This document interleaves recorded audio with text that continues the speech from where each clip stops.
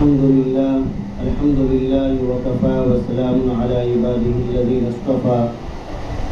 أما بعد، عن عائشة رضي الله تعالى عنها قالت قال رسول الله صلى الله عليه وسلم: إن الله يحب إذا عمل أحدكم عملا أن يتقنه، أو كما قال عليه الصلاة والسلام. محترم حضرات، اساتذہ کرام اور طلباء عزیز اور بزرگوں اور بھائیوں، اس وقت کی جو مجلس تھی ہماری، یہ بچوں کا مسابقہ تھا، ایک تشجیعی اور ترغیبی پروگرام تھا. قرآن کریم کی تصحیح تعلیم اور دینی تعلیم و تربیت اور اپنے بچوں کے عقائد اور تحفظ کے لیے ایک طرح کی کوشش کا ایک نمونہ. اس طرح کے پروگراموں سے بچوں کے اندر حوصلہ پیدا ہوتا ہے. آپ حضرات جو بچوں کے وارثین، سرپرستان اور حضرات اساتذہ اکرام محنت کر کے اپنے کام و کاج سے فارغ ہو کر آگے پیچھے کر کے یہاں تشریف لائے ہیں، یہ آپ کا آنا یہاں مبارک ہو اور آپ قابل مبارکباد ہیں. اللہ تعالیٰ آپ کی اس محنت، کوشش، یہاں آنے جمع ہونے کو اور جنہوں نے انتظام کیا ہے ان سب کو اللہ تعالیٰ قبول فرمائے. حضرت عائشہ رضی اللہ تعالی عنہ کی جو روایت یہ پڑھی آپ کے سامنے، اس میں اللہ کے نبی صلی اللہ علیہ وسلم کا ارشاد یہ ہے کہ جب بندہ کوئی عمل کرے تو اللہ تعالیٰ کو پسند یہ ہے کہ اس عمل کو عمدہ طریقے سے کیا جائے، اچھے سے اچھا کیا جائے. کوئی بھی کام انسان کر رہا ہے تو وہ کام اچھے سے اچھا ہو، عمدہ ہو، بہترین ہو. اللہ رب العزت کو یہ بات پسند ہے. تو ان مسابقوں کے ذریعے، اس طرح کے پروگراموں کے ذریعے کام کو اچھے سے اچھا کرنے کی تعلیم اور ترغیب دینا ہی مقصود ہوتا ہے. کیونکہ جب دیکھیں گے آپ بچے، ایک بچے نے بہت عمدہ کارکردگی کا مظاہرہ کیا ہے اور عمدہ تلاوت کی ہے، سوالات کے جوابات اچھے طریقے سے دیے ہیں، تو دوسرے بچے کو بھی یہ جذبہ پیدا ہوگا کہ میں بھی اسی طرح محنت کروں اور میں بھی قرآن کریم اچھی طرح پڑھنے والا بنوں اور میں بھی دینیات کے سوالات کا جواب اچھے طریقے سے دینے والا بن جاؤں. ایک دوسرے کو دیکھ کر یہ ترغیب ملتی ہے اور یہ جذبہ پیدا ہوتا ہے. اسی طرح اساتذہ کرام جب دیکھیں گے کہ ایک مکتب کی محنت، اس کے بچوں نے اچھی کارکردگی کا مظاہرہ کیا ہے، تو دوسرے استاد کو بھی اس کی ترغیب ہوگی، اس کی فکر ہوگی اور وہ بھی کوشش کریں گے کہ میں بھی اپنے بچوں کو عمدہ سے عمدہ تعلیم دوں. تو ہماری سب کی کوشش یہی ہونی چاہیے، حضرات اساتذہ اکرام کی بھی. اللہ نے آپ کو پڑھانے کے لیے، اپنے دین کو پھیلانے کے لیے، تعلیم کے لیے منتخب فرمایا ہے. اس پر اللہ کا شکر ادا کرنا چاہیے. یہ اللہ کی ایک بڑی نعمت ہے، یہ اللہ کی ایک بڑی نعمت ہے، یہ نبوی کام ہے. اللہ کے نبی صلی اللہ علیہ وسلم نے فرمایا: انما بعثت معلما، مجھے معلم بنا کر بھیجا گیا ہے. تو آپ حضرات جو کام کر رہے ہیں یہ ایک بڑا اونچا کام ہے. خصوصاً اس علاقے میں دینی تعلیم دینا اور دینی مذاقتہ بنانا، دینی لباس پہن کر چلنا پھرنا، یہ زیادہ ہی فضیلت کا باعث ہے. ہمارے حضرت شیخ یونس صاحب رحمۃ اللہ علیہ فرمایا کرتے تھے کہ اس ارتداد زدہ علاقے میں ہریانہ، پنجاب، ہماچل آدمی شرعی لباس پہن لے تو یہی اس کے لیے عبادت ہے. یہ شرعی لباس پہننا بھی اس کے لیے عبادت ہے. تو ہم جو اپنے بچوں پر یہ محنت کر رہے ہیں، یہ محنت ان کو مسلمان باقی رکھنے کے لیے، ان کے اسلام، ایمان، ان کے عقائد کے تحفظ کے لیے انتہائی ضروری ہے۔ اور اس محنت کو اور اپنے اس کام کو ہم اچھے سے اچھا بنائیں۔ قرآن کریم بچوں کو عمدہ طریقے سے پڑھائے۔ بچوں نے ماشاءاللہ، بعض بچوں نے تو بہت عمدہ پڑھا ہے، لیکن بعض بچوں نے، آپ نے خود بھی دیکھا کہ بہت زیادہ غلط پڑھا ہے۔ قرآن کریم کی تصحیح اور اس کے الفاظ کو صحیح پڑھنا ضروری ہے، ورنہ معنی بدل جاتے ہیں، معنی بگڑ جاتے ہیں۔ تا کی جگہ توا پڑھ دیا، توا کی جگہ تا پڑھ دیا، تو بہت سے مقامات پر معنی ایسے بگڑ جاتے ہیں کہ اگر نماز میں ایسی غلطی کر دی تو نماز ہی خراب ہو جائے گی، نماز نہیں ہوگی۔ اور بچپن میں بچے کی زبان پر جیسا لفظ چڑھ جاتا ہے، جیسا تلفظ اس کے دماغ میں بیٹھ جاتا ہے، تو بڑی عمر میں بھی وہی باقی رہتا ہے۔ لہذا معلمین حضرات سے گزارش ہے کہ آپ کے تحت جو بچے ہیں، جن بچوں کو آپ پڑھا رہے ہیں، تو ان کے تلفظ پر خصوصی توجہ فرمائے اور ان کا تلفظ صحیح کرائے، صحیح ادائیگی ان کو کرائے۔ جس چیز کے بارے میں معلوم نہ ہو، اپنے ذمہ داران سے، سرپرستان سے اور دیگر جو اپنے سے زیادہ علم والے ہیں، اچھے طریقے سے پڑھنا جانتے ہیں، ان سے خود معلوم کر لے اور کوشش کرے کہ ہماری بھی تصحیح ہو جائے، ہمارا بھی قرآن صحیح ہو جائے، تاکہ ہم بچوں کو قرآن کریم صحیح پڑھا سکیں۔ تو پہلی گزارش تو یہ ہے کہ قرآن کریم بچوں کو صحیح پڑھایا جائے، بچپن سے ہی ان کی ادائیگی صحیح ہو۔ اور یہ ادائیگی جب صحیح ہوگی کہ جب قاعدہ صحیح پڑھایا جائے گا۔ اگر قاعدے میں حروف کی ادائیگی صحیح ہو گئی تو وہی تمام حروف پارے میں قرآن کریم میں آتے جائیں گے، تو وہ سب صحیح ہوتے چلے جائیں گے۔ اور دوسری گزارش یہ ہے کہ دعائیں جو بچوں نے سنائی ہیں، تو ان دعاؤں کو بھی بچوں کو صحیح رٹوانا چاہیے۔ تقریباً سبھی بچوں نے کھانا کھانے کے بعد کی جو دعا ہے، یہ اس طرح سنائی ہے، الحمدللہ الذی اطعمنا، اس کو پڑھتے ہیں الحمدللہ الذی اطعمنا۔ سب بچوں نے تقریباً یہی سنایا ہے آپ کے سامنے۔ اور اس کے بعد وسقانا وجعلنا، یہ وجعلنا حالانکہ صحیح ہے، الحمدللہ الذی اطعمنا، میم پر زبر ہے۔ میم پر اگر زبر نہیں پڑھیں گے، سکون پڑھیں گے، تو معنی گڑبڑ ہو جائیں گے۔ اطعمنا کے معنی ہے ہم نے کھلایا، اور اطعمنا میم پر زبر پڑھیں گے، اس کے معنی یہ ہے کہ اللہ نے ہم کو کھلایا۔ تو اصل تو یہی کہنا ہے کہ تمام تعریف اللہ کے لیے ہے، جس اللہ نے ہم کو کھلایا۔ تو اطعمنا نہیں پڑھنا، اطعمنا، الحمدللہ الذی اطعمنا، میم پر زبر، میم زبر ما، یہ ضروری ہے، ورنہ دیکھو اطعمنا کے معنی ہم نے کھلایا، ہم نے تھوڑا ہی کھلایا، ہم نے تو کھایا گے، اللہ نے کھلایا گے۔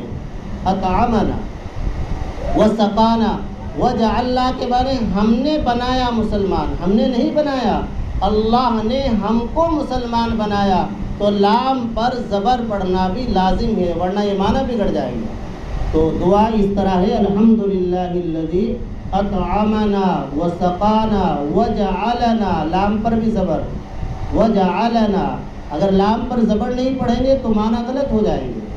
ایک بات تو یہ۔ اسی طرح کلمے میں پنجم کلمہ پڑھتے ہوئے بچے پنجم کلمہ استغفار پڑھ رہے ہیں، تو استغفار نہیں ہوتا، استغفار، حمزہ پر زبر ہے۔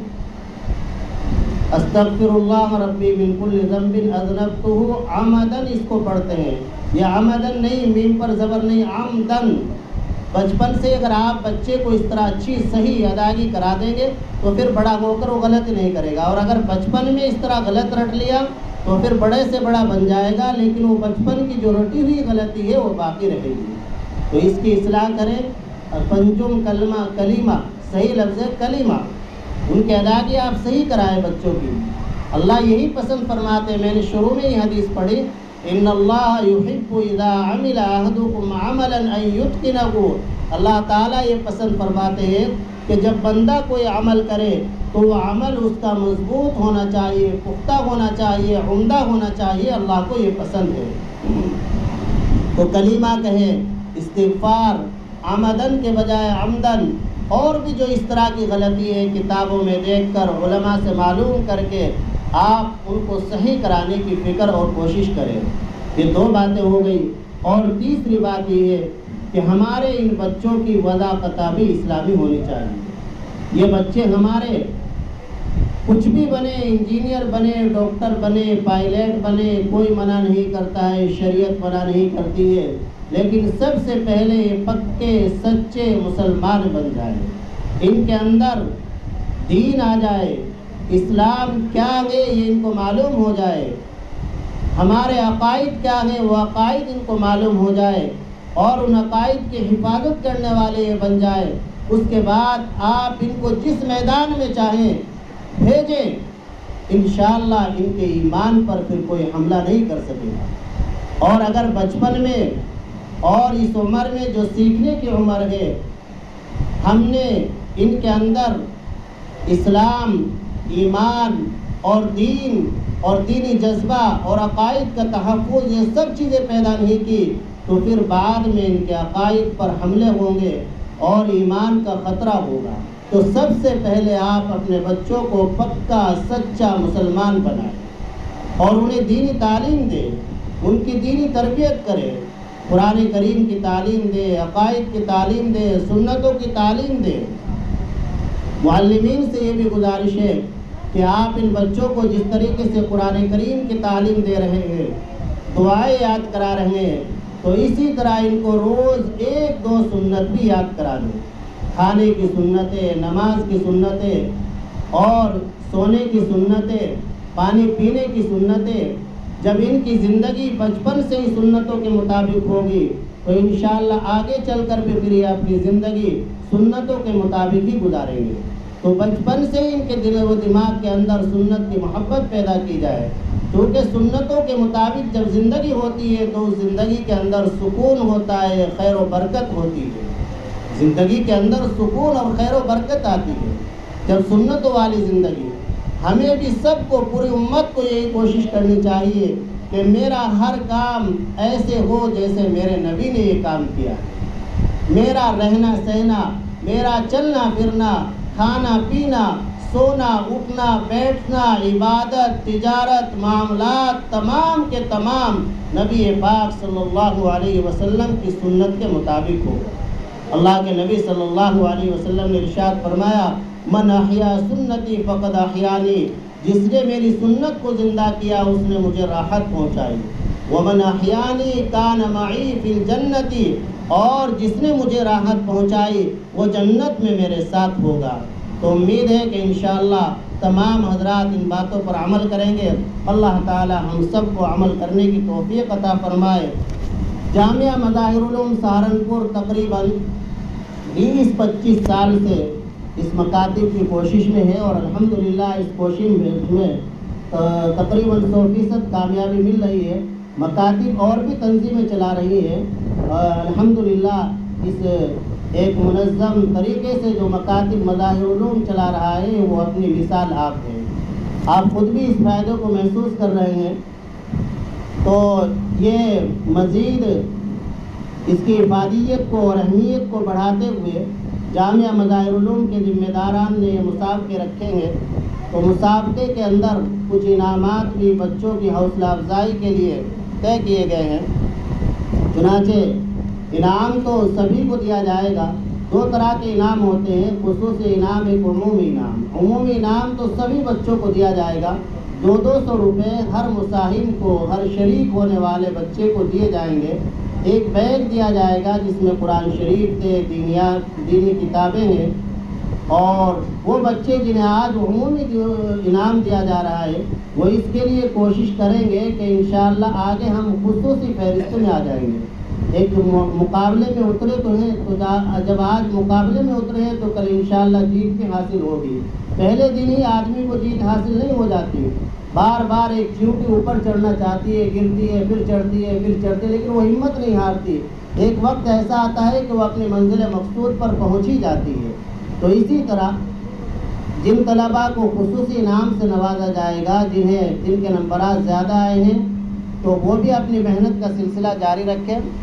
اور انعامات کے خصوصی انعام کی تفصیل یہ ہے کہ اس مسابقے میں جن کے اول پوزیشن آئی ہے، جن کے نمبر قرآن کریم میں دینیات میں سب سے زیادہ ہے، تو ان کو 1500 روپے کے انعام سے نوازا جائے گا، جن میں آدھی رقم نقد ہوگی اور آدھی رقم کا سامان ہوگا. 750 روپے نقد اور 750 روپے کا سامان دیا جائے گا. اور دوسرے نمبر پر جو انعام رکھا گیا ہے وہ ہے 1200 روپے، 600 روپے نقد، 600 کا سامان. اور تیسری پوزیشن والوں کا انعام ہوگا 900 روپے، 450 روپے نقد اور 450 روپے کا سامان. لیکن یہ جو خصوصی انعام ہے، امتیازی جو انعام ہے، یہ جو پوزیشن والوں کا انعام ہے، یہ انعام یہاں آپ کے سامنے رکھا ہوا ہے، لیکن یہ دیا جائے گا جامعہ مظاہر العلوم سہارنپور میں حضرات اکابر کے پدست یہ انعام ان طلباء کو دیا جائے گا. آخری جو مسابقہ ہوگا وہ 31 اگست کو جامعہ مظاہر العلوم سہارنپور میں ہوگا.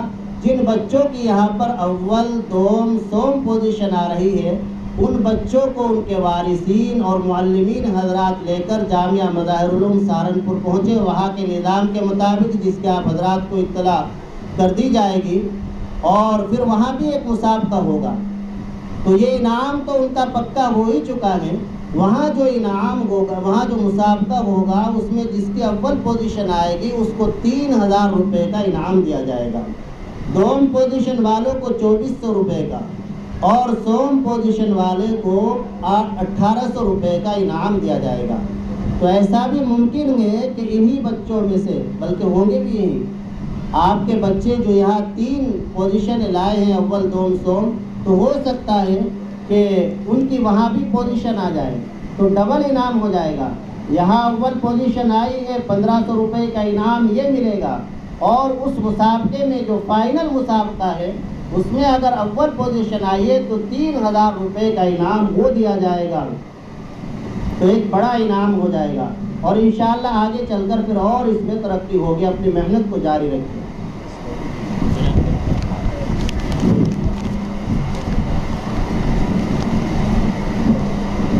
اس مسابقے میں جن طلباء نے پوزیشن حاصل کی ہے ان میں اول پوزیشن حاصل کرنے والے خوش نصیب ہیں محمد شعیب ولد محمد ساجد، کشن پور، یمنا نگر.